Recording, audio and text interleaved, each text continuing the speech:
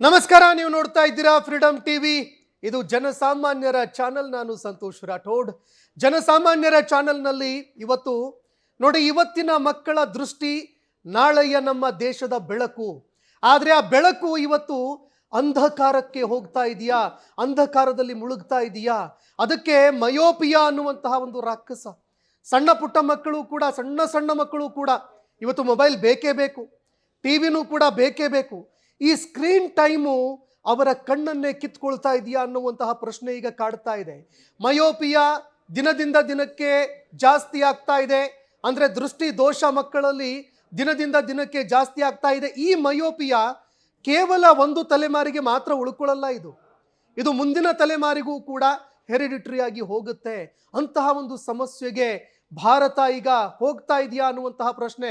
2050ಕ್ಕೆ ಈ ಪ್ರಕರಣಗಳ ಸಂಖ್ಯೆ ಗಗನಕ್ಕಿರುವಂತಹ ಸಾಧ್ಯತೆ ಇದೆ. ಹೀಗಾಗಿ ಈ ವಿಚಾರಕ್ಕೆ ಈಗಲೇ ಮುನ್ನೆಚ್ಚರಿಕೆ ಕ್ರಮಗಳನ್ನು ಕೈಗೊಂಡ್ರೆ ಅಂತಹ ಒಂದು ಅಂಧಕಾರದತ್ತ ಭಾರತ ಹೋಗದೆ ನಾವೆಲ್ಲರೂ ಕೂಡ ಈ ಮಕ್ಕಳ ಒಂದು ದೃಷ್ಟಿಯನ್ನು ಉಳಿಸಬಹುದು. ನಾಳೆ ಭಾರತದ ಬೆಳಕು ಏನಿದೆ ಅದನ್ನು ಉಳಿಸಬಹುದು.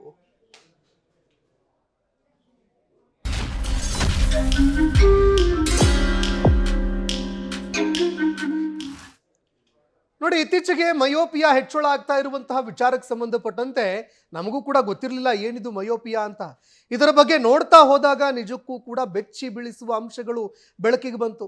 ಸಣ್ಣ ಪುಟ್ಟ ಮಕ್ಕಳಲ್ಲಿ ಇದು ಕಂಡು ಬರ್ತಾ ಇದೆ ಇತ್ತೀಚೆಗೆ ಹೆಚ್ಚು.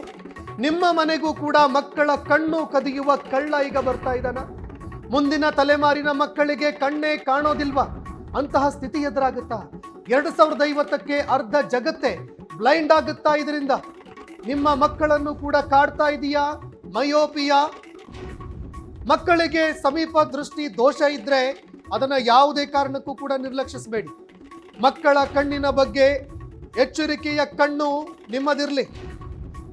ಇನ್ನು ನಿಮ್ಮ ಮನೆಗೂ ಕೂಡ ಈಗ ಮಕ್ಕಳನ್ನ ಕದಿಯುವಂತಹ ಕಳ್ಳ ಈ ಮಯೋಪಿಯಾ ಈಗ ಲಗ್ಗೆ ಇಡ್ತಾ ಇದ್ದಾನ. ಇನ್ನು ನೋಡಿ, ಹಲವಾರು ವರ್ಷಗಳಾಯಿತು ಈ ಪ್ರಕರಣಗಳು ಇತ್ತೀಚೆಗೆ ತುಂಬಾ ಜಾಸ್ತಿ ಆಗ್ತಾ ಇದೆ. ಮಕ್ಕಳ ಸ್ಕ್ರೀನ್ ಟೈಮಿಂಗ್ ಏನಿದೆ, ಮೊಬೈಲ್ ಯೂಸ್ ಮಾಡೋದು, ಸಣ್ಣ ಮಕ್ಕಳನ್ನು ಊಟ ಮಾಡಿಸ್ಬೇಕು ಅಥವಾ ಅವ್ರನ್ನ ಸುಮ್ಮನಾಗಿಸ್ಬೇಕು ಅಂದರೆ ಅದಕ್ಕೂ ಕೂಡ ಮೊಬೈಲ್ ಬೇಕು. ಆದರೆ ಈ ಪ್ರಕರಣಗಳು ಇತ್ತೀಚಿನ ದಿನಗಳಲ್ಲಿ ಜಾಸ್ತಿ ಆಗ್ತಾ ಇದೆ. ಈಗ ನಿಮ್ಮ ಮಕ್ಕಳ ಕಣ್ಣಿನ ಆಕಾರ ಬದಲಾವಣೆ ಏನಾದರೂ ಆಗ್ತಾ ಇದೆಯಾ? ಮಯೋಪಿಯಾಗೆ ಮುಖ್ಯ ಕಾರಣವಾದರೂ ಏನು ಗೊತ್ತಾ? ಹಾಗಾದರೆ ಪೋಷಕರಿಗೆ ಸಮೀಪ ದೃಷ್ಟಿ ದೋಷವಿದ್ರೆ ಅವರು ಕೂಡ ಪರಿಶೀಲನೆ ಮಾಡಬೇಕು. ಮಕ್ಕಳಿಗೂ ಮಯೋಪಿಯಾ ಭೀತಿ ಈಗ ಹೆಚ್ಚಳವಾಗ್ತಾ ಇರೋದು ಯಾಕೆ? ಹಾಗಾದ್ರೆ ಅತಿಯಾದ ಓದು ಬರಹ ಕೂಡ ಮಕ್ಕಳಿಗೆ ಕಷ್ಟವಾಗ್ತಾ ಇದೆಯಾ? ನಿಮ್ಮ ಮಕ್ಕಳ ಕಣ್ಣಿನ ಮೇಲೆ ಒತ್ತಡ ಹೆಚ್ಚಳವಾಗ್ತಾ ಇದೆಯಾ ಇದರಿಂದ? ಮೊಬೈಲ್, ಕಂಪ್ಯೂಟರ್ ಅತಿ ಬಳಕೆಯೂ ಕೂಡ ಇದಕ್ಕೆ ಕಾರಣವಾಗ್ತಾ ಇದೆಯಾ? ಮಕ್ಕಳಲ್ಲಿ ಸ್ಕ್ರೀನ್ ಟೈಮ್ ಕಾಯಿಲೆ ಇದು ಹೆಚ್ಚಳವಾಗ್ತಾ ಇದೆಯಾ? ಇದರಿಂದ ಏನಾಗುತ್ತೆ ಅಂದರೆ ಬರೀ ಕಣ್ಣು ಮಾತ್ರ ಅಲ್ಲ, ಮಕ್ಕಳ ಮಾನಸಿಕ ಸ್ಥಿತಿಗತಿ ಮೇಲೂ ಕೂಡ ತುಂಬ ಪರಿಣಾಮ ಬೀರುತ್ತೆ.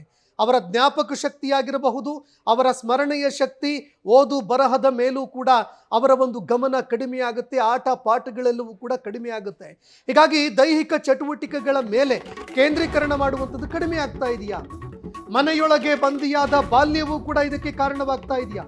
ಸೂರ್ಯನ ಬೆಳಕಿಲ್ಲದೆ ಕಣ್ಣಿನ ಬೆಳವಣಿಗೆ ಕೂಡ ಕುಂಠಿತ ಆಗುತ್ತಾ? ಕಣ್ಣಿನ ಆಕಾರ ಬದಲಾವಣೆ ಮಯೋಪಿಯಾ ಲಕ್ಷಣವಾಗಿ ಕಂಡು ಬರ್ತಾ ಇದೆಯಾ? ಮಕ್ಕಳ ದೃಷ್ಟಿ ದೋಷ ಪೋಷಕರ ದೃಷ್ಟಿ ದೋಷಕ್ಕಿದೆಯಾ ಏನಾದರೂ ಲಿಂಕ್? ಪೋಷಕರಿಗೆ ದೋಷವಿದ್ರೆ ಮಕ್ಕಳಿಗೂ ಕೂಡ ಮಯೋಪಿಯಾ ಭೀತಿ ಬರುತ್ತಾ? ಅವರಿಗೂ ಕೂಡ ಇದು ಎದುರಾಗುವ ಸಾಧ್ಯತೆ ಇದೆಯಾ? ನೋಡಿ, ಆಟ ಪಾಠ ಏನೂ ಇಲ್ಲ, ಇದ್ರೆ ಮನೆಯಲ್ಲೇ ಓದಬೇಕು, ಏನೇ ಇದ್ರೂ ಕೂಡ